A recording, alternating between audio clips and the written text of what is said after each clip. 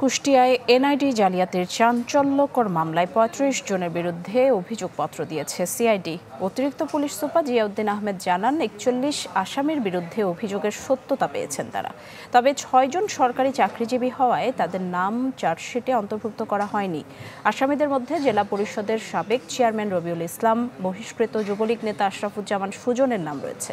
২০২১ সালে চ্যানেল 24-এর অনুসন্ধানে উঠে আসে এনআইডি জালিয়াতি চক্রের খবর, যারা মালিক সেজে প্রায় ৩ কোটি টাকার ২২ শতক জমি ৭৭ লাখ টাকায় বিক্রি করে দেন। এজন্য জাল জাতীয় পরিচয়পত্র তৈরি করেন তারা।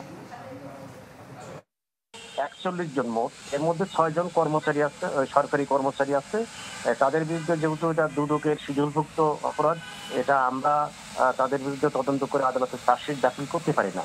এই জন্য আমরা ওই ৬ জনের বিরুদ্ধে আদালতকে আমরা অবহিত করেছি তাদের বিরুদ্ধে আইনগত ব্যবস্থা নেওয়ার জন্য।